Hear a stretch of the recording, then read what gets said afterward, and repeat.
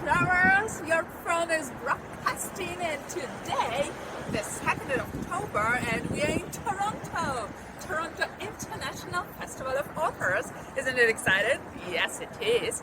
Today, we'll visit some workshops and even maybe get some signed books. Would you like to be here? Maybe you have been. Share your thoughts and comments, and let's go.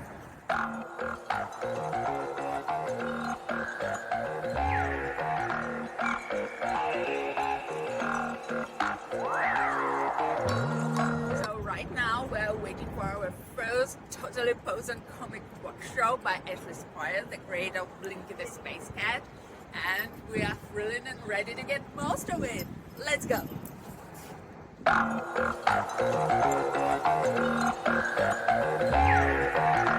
Instead of like the little underfishy things, we're going to give them some meals, which we love. That idea. We love some meals.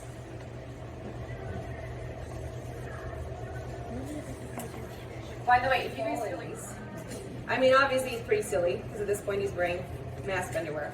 Yeah.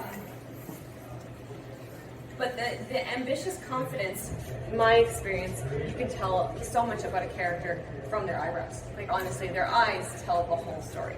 So he is going to be, I mean, he's already smiling, but again, it's all about having that big smile and then...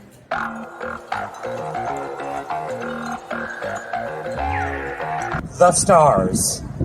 Oh, good idea. Can I have a glass of water? Studies show that pigeons hardly need any sleep at all. It's the middle of the day in China. I'll go to bed early tomorrow night instead. Hey, ho ho, this here pigeon just won't go. Lucky me, I've got a signed book by the author Adam Bunch, who's telling the history of Toronto through the love stories. What could be more fascinating? Thanks, Adam. This workshop with Joyce Grant, who is a freelance journalist, children's author. She created the website Teaching Kids News and has given hundreds of presentations to schools and libraries. She's also author of the Gabby Picture Book series and 2 Middle-grade novels. But she's here to talk today and to kind of do an interactive workshop based on her book, Can You Believe It? How to Spot Fake News and Find the Facts. And although this is part of the Teach Kids program, it should actually be essential participation for everyone. This is the whole challenge of finding out what's true, what's truth, what's fact. Thanks for coming. It's so fantastic that so many people care about when things are not real, when news is not real. We should all care about it, right?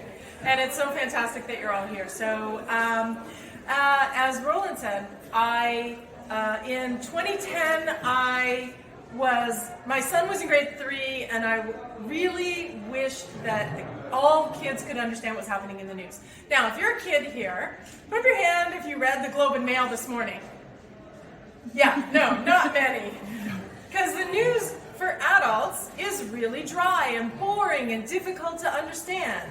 So I thought, but the news is important to kids, and you need to know about it. So why don't I start a website where the kids could understand the news as well?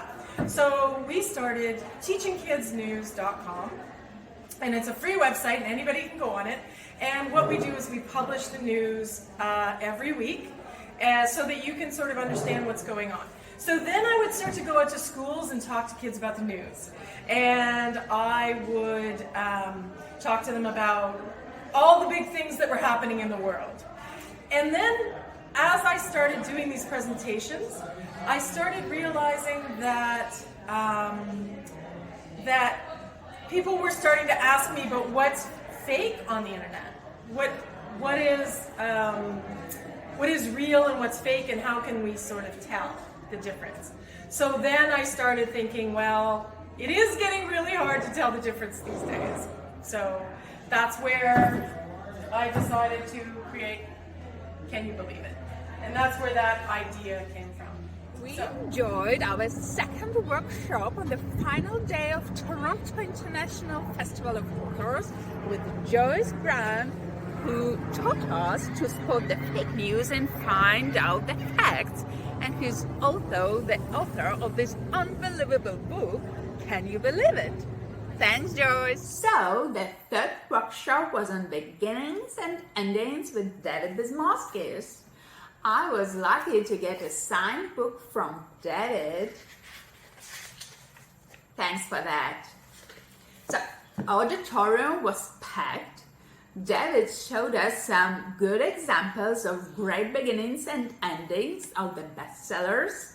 We discussed them, and using the prompt, of course, we had some creative writing. You should meet their expectations, and maybe I'll get them. Does that sound fair?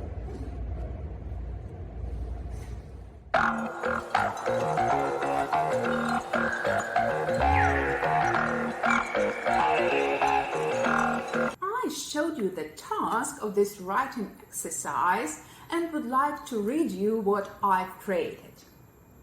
They say standing on the edge of the 30-story building is dangerous, but do not mention that it is also thrilling.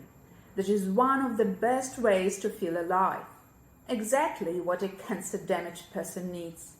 I know for sure. My mother would confirm that.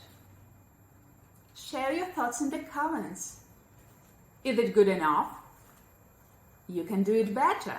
Just use the same prompt and write your great beginning in the comments.